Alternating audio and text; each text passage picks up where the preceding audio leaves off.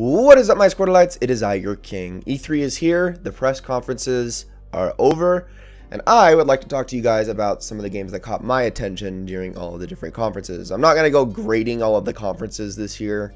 I mean, I've already missed my opportunity to do that, but at the same time, it's a little bit pointless. I mean, I'll give you a straight ranking now. I think Microsoft's was the best, then Sony's and Nintendo's, then I guess Bethesda, EA, and Ubisoft are all kind of meh for me, but regardless, I'm not going to go like in depth in each conference, but what I am going to do is I'm going to talk about each game in the orders they were revealed through each of the conferences and what interested me. There was at least one game from every conference that I'm going to talk about in this video, so that's pretty good. The very first one, and the only one that EA brought up that looked, in my opinion, remotely interesting, was Star Wars Battlefront 2. Now, the first Star Wars Battlefront, I was really not a fan of, like really not a fan of. In fact, a lot of people weren't because of how they basically neutered the entire game and they took so much kept so much content out. Their whole DLC model, it was just a disaster. But I grew up with Star Wars Battlefront 1 and 2 on the PlayStation 2 and original Xbox. I adore those games and I really wanted EA to do a good job with this. They haven't so far, but I'm hoping that with Battlefront 2, and based on the way they're marketing it, they're going to fix all that, which would be great, because I would like to be able to get into these games. I just couldn't with the original Battlefront's model, the way it was presented, the way it was played, all that stuff. I'm glad there's finally a single-player element. I'm glad they're going to add a lot more content. I still kind of wish there were the drop-in, drop-out instant action modes from the original Star Wars Battlefront. They still haven't said there's going to be anything like that. If there were, I would be so on board, but it doesn't seem like that's going to be the case. That's okay. That aside, Star Wars Battlefront 2 is on my radar for sure. I'm going to be cautiously optimistic about it, but I really hope that EA delivers with this one. On to the Microsoft conference, there was quite a few games from that one that really caught my attention. First up, Sea of Thieves, actually. Now, Rare has been developing this game for a long time. It's honestly hasn't really impressed up until now. The trailer that they showed at this conference was definitely the best one we've gotten yet. They actually showed a lot of the gameplay. They actually showed what you can do. They didn't just have Twitch streamers screaming in your ear. It was actually well presented. It showed a lot of the different options you have. It looks fun. It really does look like a very fun experience with friends. I mean, it looks silly. It looks like it has a lot of those Rare elements. It looks campy. I love that. That's everything I want from Rare. That's what I mean, when I think of the new Rare, I think of games that they don't have anywhere near the same sense of humor that the older Rare had. They're a little bit more they're a little more tongue-in-cheek, or sorry, a little less tongue-in-cheek. They're a little less break the fourth wall, but they still have a very good sense of humor to them, and I still like that. Unfortunately, it just hasn't been accompanied by good games in the past. Rare has always been kind of a misfire with pretty much ever since the Xbox 360. They had one or two okay games in the original Xbox, but 360 and onward, they've been basically a complete misfire. And I'm hoping that here with Sea of Thieves, they can finally hit that note. They can finally, you know, find their niche and find what they're good at, because there's still a lot of talented people on making Rare games. And now that they're not focused on Connect and all that stuff, hopefully this talent can come out in full force with Sea of Thieves and we can get a good game. That is definitely on my radar. Very excited for it. And it's coming out in early 2018, I believe. I think that's what they said, early 2018. Something like that. I can't wait to play it. Next was Cuphead. Now, we've seen Cuphead many times. There's really not a whole lot to say about Cuphead. It is going to be on Xbox One and PC. Well, actually, that was a trend that was with basically every Xbox exclusive in this conference, is it will also be on PC. Although I believe Cuphead isn't just going to be Windows 10 store. I think it's also coming to Steam. Don't quote me on that. That aside, Cuphead is a side-scrolling beat-em-up slash shoot-em-up kind of game. It's like Gradius meets frickin' Streets of Rage meets the art style of a like a 1930s, 1940s cartoon, and I love it. I love that. The aesthetic on its own is selling people this game, and I really hope that the actual gameplay is very good, but it looks very good. The only thing I know is that apparently it's actually very, very difficult. Cuphead is a very high difficulty game, because in gameplay that I had seen in the past, people die a lot in Cuphead, which is fine. I I think the best games of those genres are not very easy. So hopefully Cuphead delivers and it's a good game, and it should be coming out this year. So I'm excited for that. That will be a very fun game to play. It was, what was it, September 29th, I think, is what they said, which is like the day after my birthday. So I'm just like, yes, I know what birthday present I'm getting myself. That was pretty cool. Another game that was really intriguing to me, although it's still kind of hard to tell exactly what it is Ashen. Now, upon going onto their website, I learned a little bit more about it, but Ashen, it was basically like, how do I even describe this? Drop-in, drop-out multiplayer, kind of like a survival-style action game, where you have to roam through dungeons, and it has a lot of Souls-esque elements to it, but the art style was kind of polygonal, not super low res polygonal. It was more high res polygonal, but it was still, you could see the edges on every single character and whatnot. They also had no faces. That was another thing, but it was kind of like Souls-esque. Honestly, hoping it's not that unforgiving and that frustrating. I'm hoping it's a little. I mean, I hope it's difficult, but I don't want it to feel actually super frustrating, especially in a multiplayer environment where I would have to rely on other people to play well to succeed. I really hope it's not too punishing, because I think that would sour the experience not for everyone, obviously. There's some hardcore gamers that would still love it, but I think that would definitely hurt its accessibility. But I'm still hoping that it's a very good game. It looks promising. It looks awesome. I mean, just the drop-in, drop-out multiplayer aspect of it, and the nature of the game and the aesthetic altogether really have that game on my radar, and I'm really intrigued by it, and I really want it to be good. After that, Ori and the Will of the Wisps. Now, is this even a surprise? Ori and the Blind Forest, the first one, is one of my all-time favorite games. One of the best platformers I've ever played, both visually and honestly mechanically. It was such a joy to play. Felt so good. And the fact that they're doing a sequel just has me absolutely excited. I'm so ready for another one. Did not see that coming, honestly. Although it did get leaked before the conference, I did not see that coming this E3 prior to Saturday. That really kind of blew me away. So, Ori and the Will of the Wisps, it's happening, it's great. I'm totally gonna let's play that because I freaking love Ori. Oh, so excited about that one. And the last one that they showed off in the Xbox conference, but this is coming to Xbox One, PS4, and PC, is Anthem. Now, Anthem is a BioWare game, and while, yes, the Anthem trailer looked freaking amazing, I have had a really bad history with BioWare. I'm not a fan of any of the Mass Effect games. I did like Knights of the Old Republic, but that was a long, long time ago, when I was still a starry-eyed child who didn't know what he liked. And Dragon Age, the only one that sort of gripped me was Inquisition. I haven't really been a fan of Origins or Dragon Age 2. So, BioWare's very, very, very hit or miss, mostly miss for me. However, it doesn't look like they're doing their traditional style of BioWare game. They're doing what's basically Destiny. And that is what I'm interested in. They're doing a looter shooter, is what they're doing. Open world looter shooter. And that has me very intrigued. BioWare is a very good storyteller, but the thing is I've never cared for their gameplay. I've always felt it very off-kilter, felt that it was very stilted, very stiff. Never cared for the gameplay. Even in Inquisition, I didn't like it.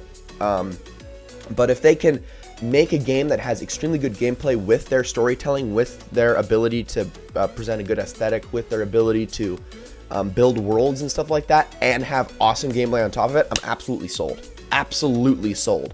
Anthem looks very, very good, very, very promising. Obviously, what they showed isn't really a good indicator of what the final product's gonna be, but it looks awesome. It's coming out next year. It's definitely on my radar. I can't wait to see more of that game as we get closer to its release. Although, I'm very skeptical about it coming next year because with games like that especially, there can be so many hiccups on the way to release and so many little tiny things that need tweaking constantly that I would not be surprised if that game gets delayed out of next year. But anyway, that was it for the Xbox conference. And then we move on to the Ubisoft conference.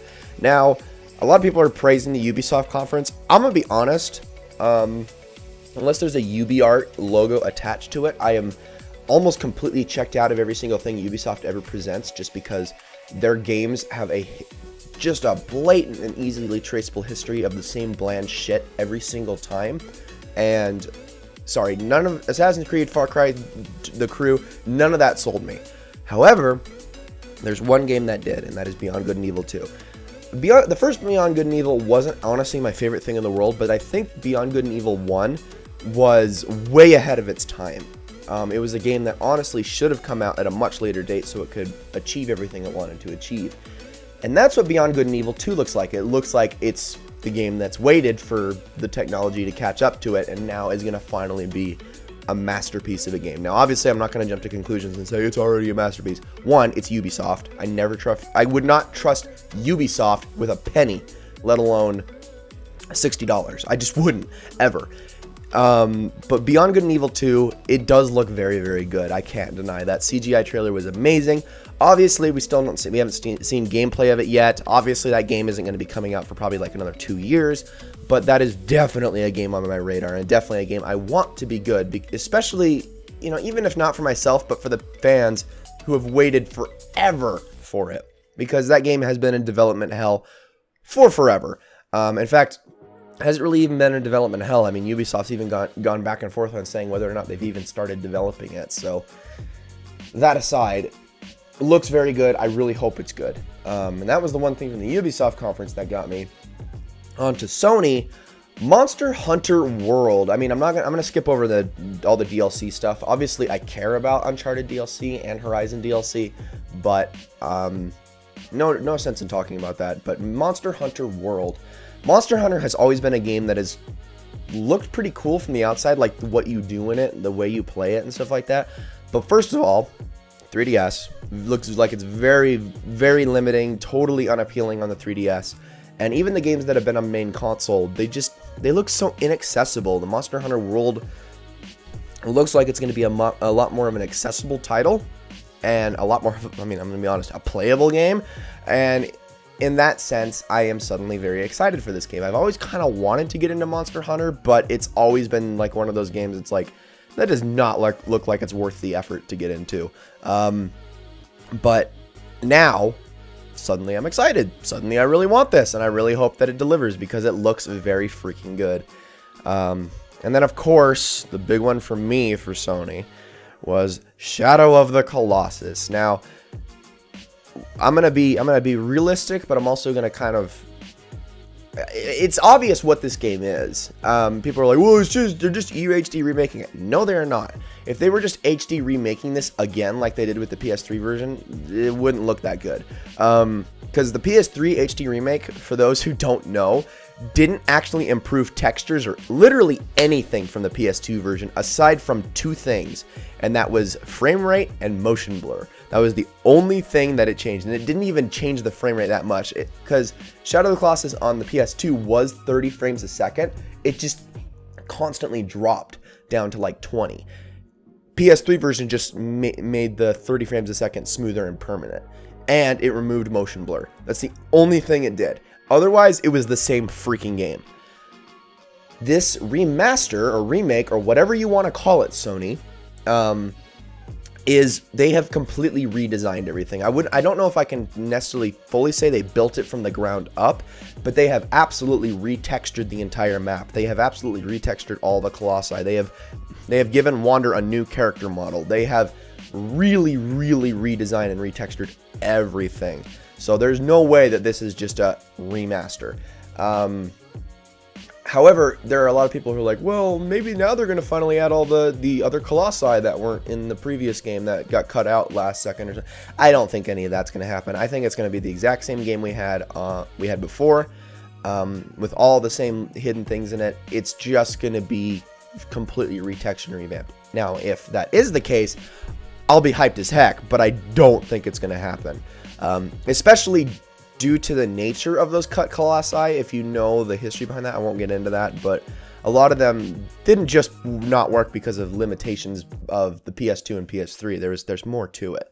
But that aside, Shadow of the Colossus, I'm super freaking excited for. Super freaking excited. That's coming out in 2018. I cannot wait to let's play Shadow of the Colossus again.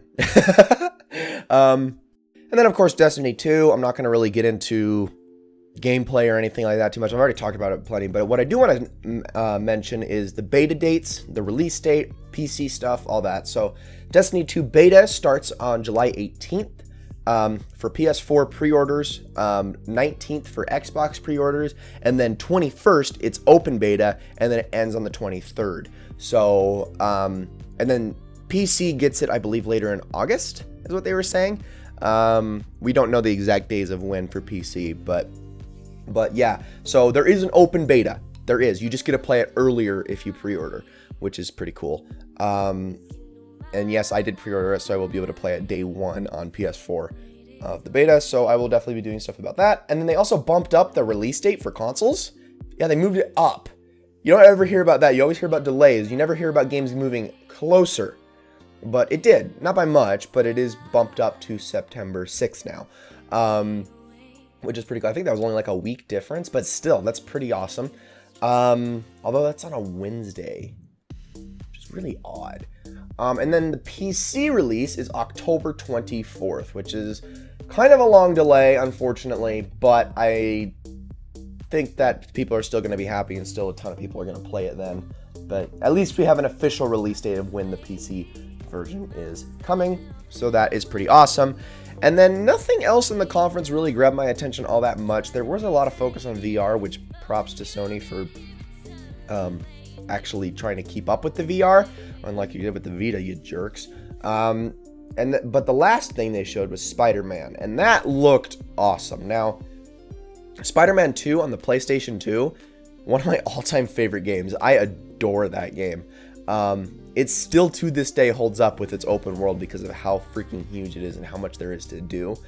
I love it. I love it. I think it's the best superhero game ever made, and I really want them to live up to that. And Insomniac is so good, and it looks like they're doing such a good job with this Spider-Man game. I mean, it looked awesome. It really, really did. The only thing I didn't really care for was there was a lot of QuickTime events in the gameplay, which, I mean, no one really likes QuickTime events, but at the same time, some of my favorite games lately have had QuickTime events, like Rise of the Tomb Raider, and a couple Uncharted games have still had them too, so it's not the biggest deal in the world, but, I mean, QuickTime events aren't the most annoying thing ever. It's just, yeah, I don't know. They kind of take you out of the game, but that's not worth hating on the entire game over, I don't think. But that aside, pretty darn cool. And then we can move on to Nintendo's E3 presser, which wasn't really a presser. Again, it was a direct. They had a few things here and there that were interesting. They revealed Metroid Prime 4, but they said starting development, so I'm going to assume that game is not going to come out for like another 3 or 4 years. However, it is not being worked on by Retro Studios. It is being worked on by a new development team, but I believe it has the same original producer.